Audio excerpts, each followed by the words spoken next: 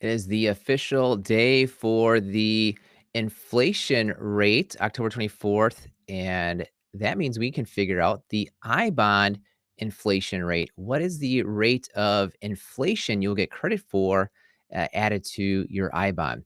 Now, remember, there's two pieces, fixed rate plus inflation rate.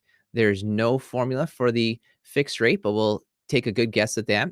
And then the inflation rate, there is a formula, so we can figure this out. So let's head on over here to the Bureau of Labor Statistics, share my screen, and see what we got for the I-bond inflation rate starting in November. Now, that'll be the inflation rate that gets added on to your existing I-bond when it renews, or it'll be starting out for a new I-bond that you get. Let's see here. Entire screen. I've got to share my window.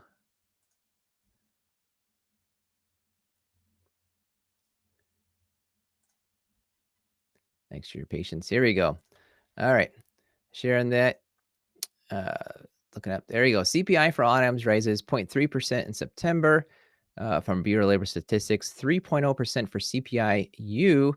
But that's the last 12 months. We care about the last 6 months when it comes to the I-bond inflation rate. So we've got to come down here, get the CPI-U number, not seasonally adjusted.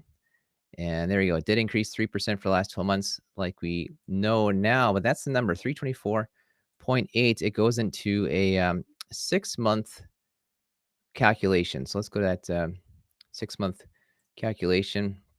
There you go. Now the current rate's 2.86. Plug this number in. The math should pop out 3.13. They don't round it. So 3.12% is the rate that I've got for the inflation rate. So a little bit higher. Let's see here. About 0.25% higher. Yeah, 0.26%. So a little bit higher. So your I bond rates will go up. And you might be thinking, when should I buy a new I bond? So 0.26 higher for a rate. You'll only get that rate for 6 months. Let's look at the fixed rate, which does not have a formula that is published. But Tips Watch, fans of Tips Watch, and David Inna, who's been on my podcast, the Retire Today podcast, make sure to subscribe to the Mr. Retirement YouTube channel. Subscribe right now. You can get access to all the podcasts I have on the Retire Today podcast. The current rate for fixed, so that's the amount you're always beating inflation with an I bond, 1.1%, projected at 0.94. Of course, as you know, it ends in a zero. So they're at 0.94. Will they make it 1? Will they make it 0.9? Looking at this data here, though, it's trending down, and even going back to the beginning of the prior 6 months, it was up higher, where it's trending down. So I would assume they'll be at 0.9, but we won't know till November 1st, maybe October 31st. They might spring a Halloween surprise on us and tell us early. Although November 1st is a Saturday. So 1, 2, 3, November 3rd, you might find out exactly the new fixed rate for new purchases over the next 6 months in November. My best guess is at 0.9. What fans of Tip Watch and David Inna shows, if you, on average, take 65% of the 5-year Tips real yield data. So 0.9 is where it's headed. So you got a decision here.